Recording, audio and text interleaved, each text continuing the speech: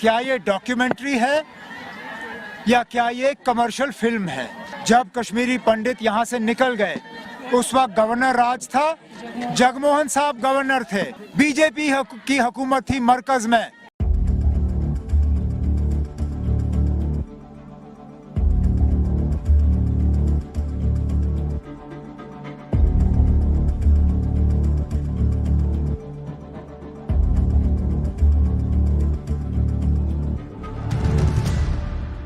मैं तो उस फिल्म बनाने वालों से सिर्फ इतना जानना चाहता हूं, क्या ये डॉक्यूमेंट्री है या क्या ये कमर्शियल फिल्म है?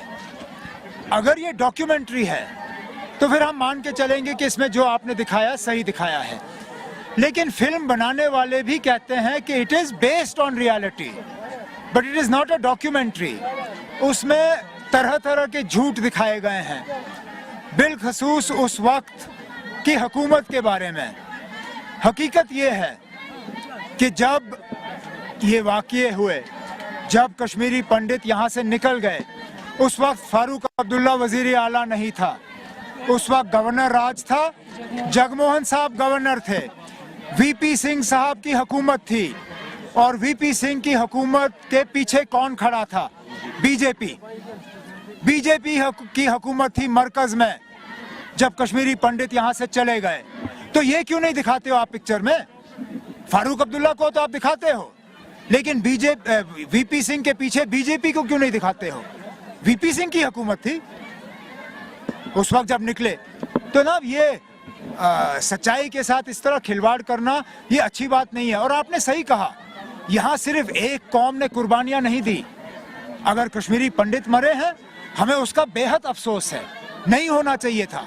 लेकिन क्या कश्मीरी मुसलमान नहीं मरे? क्या कश्मीरी सरदार नहीं मरे? अगर यहाँ लोग घर से निकल गए, बेघर हुए, तो उसमें सब मजहब के लोग शामिल हैं। मुसलमानों ने भी अपनी मकानें छोड़ के, कश्मीर छोड़ के, कुछ तो अभी तक वापस नहीं आए। हमारे सिख भाई बहन वो भी छोड़ के गए, हमारे कश्मीरी पंडित भाई बहन भी छोड़ के गए। हमें इस बात का अफसोस है और हम कहते हैं ना, माहौल ऐसा बनना चाहिए कि ये वापस आए। लेकिन मुझे नहीं लगता है कि वो जो लोग ये पिक्चर बना रहे हैं वो इन लोगों की वापसी चाहते हैं। शायद इस पिक्चर से वो चाहते हैं कि ये लोग हमेशा के लिए बाहर रहें। लेकिन हमारी जब तक नेशनल कॉन्फ्रेंस है, हम उस शेर कश्मीर के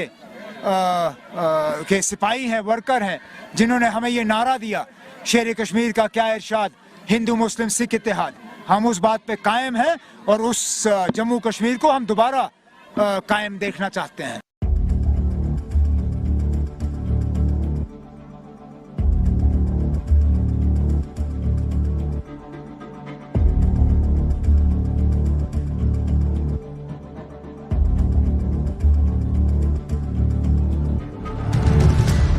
देखिए, 1987 से लगातार मिलिटेंसी चल रही थी। उस वक्त जब इलेक्शन हुए थे तो फारूक अब्दुल्ला ही चीफ मिनिस्टर थे, लेकिन बाद में जब हालात बिगड़े तो उन्होंने इस्तीफ़ा देकर वहाँ पर इस्तीफ़ा देकर के चले गए और देश से बाहर चले गए।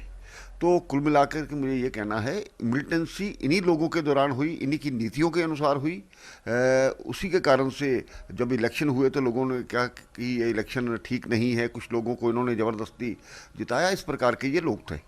तो आज जहाँ तक कश्मीर फाइल्स की बात है, मैं उनसे पूछना चाहता हूँ, क्या लासा कोल को नहीं मारा गया, नीलकंठ गंजू को नहीं मारा गया, टीकालाल टपलू को नहीं मारा गया, या 24 लोगों को लाइन में खड़े करके उनको गोलियों से नहीं उड़ाया गया?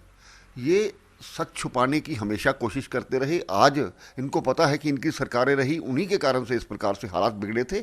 एक दिन में हालात नहीं बिगड़े थे, इन्हीं की जो सरकारें थी उसी दौरान हालात बिगड़े थे। तो सच को सच कहने की हिम्मत होनी चाहिए, जो इनमें नहीं है, और अब उसको छुपाने की कोशिश की जा रही है। इन्होंने पूरी कोशिश की बॉलीवुड के माध्यम से, दूसरे माध्यम से इस फिल्म को फेल करने की, लेकिन वो हो ना सकी।